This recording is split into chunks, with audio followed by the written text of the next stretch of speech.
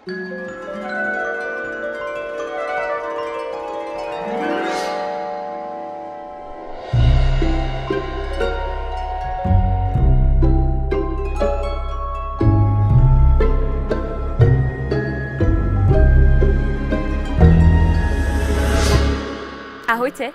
poďte ďalej.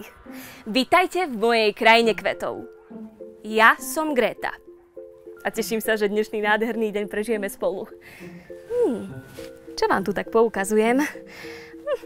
Mám tu rukavice, krhlu, samozrejme kvetináč, hlinu, tu sú moje sadeničky a tu mám kvetinové semiačka a koreň. Zdanlivo obyčajný koreň, že? Ale vedeli ste, že keď tento koreň zasadím do dobre prekyprenej pôdy plnej vitamínov a minerálov, vyrastie z neho takýto krásny kvet?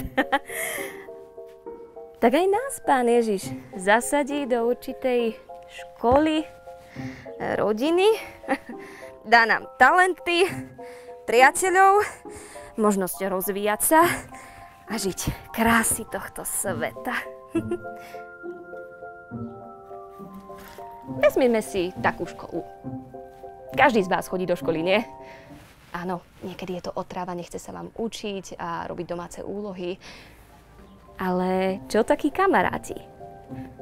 Alebo desiatové prestávky, školské výlety a ten pocit, keď dostaneš vysvedčenie a ty vieš, že si sa niečo nové naučil, že si niekam podrástol, presne tak, ako tieto kvety. Ale nie všetko vždy ružové, tak ako tieto kvety však. Obzvlášť, keď dostaneš 5 z matiky, alebo poznámku, alebo sa pohádaš so svojím kamarátom. Čo vtedy? Aj moje kvety niekedy vednú a nechcú rásť. Vtedy viem, že potrebujú poliať. Tak aj náš nebeský Otec vie, že aj ty potrebuješ občas trochu poliať, aby si mohol byť silnejší, odolnejší, farebnejší, tak ako tieto kvetiny. Koniec koncov, najlepšie je, keď sa ťaháme za svetlom, za slnkom. Veď predsa žiadny kvet nechce rásť do zeme. Tam je iba hlina, tma a nejaké červy. Ale my všetci vieme, kam patríme. My všetci vieme, čo je našim cieľom. Ja som svetlo sveta. To som už niekde čítala. Počkajte. Poznáte túto knihu?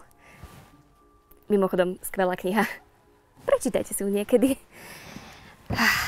Bolo to Žalm 34. Áno. 6. verš. Na neho hľadte a budete žiariť a tvár vám nesčervenie hanbou.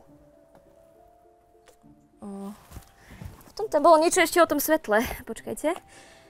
Áno. Evanjelista Ján, 8. kapitola, 12. verš. A Ježiš im zasa povedal: Ja som svetlo sveta. Kto mňa nasleduje, nebude chodiť vo tmách, ale bude mať svetlo života. Farizei mu povedali: Vydávaš svedectvo o sebe len ty sám, tvoje svedectvo nie je pravdivé. Ježiš im odpovedal: Hoci vydávam svedectvo o sebe, iba ja sám, moje svedectvo je pravdivé, lebo viem, odkiaľ som prišiel a kam idem. Vy však neviete, odkiaľ prichádzam. Prepáčte, mňa tá kniha vždy tak pohltí. Viete, mňa fascinuje, ako nás Pán Ježiš má rád. A táto kniha je toho plná dôkazov. Ale veď ja som dnes ešte nepoliala kvety. Tak ja idem. Čaute. Krhla.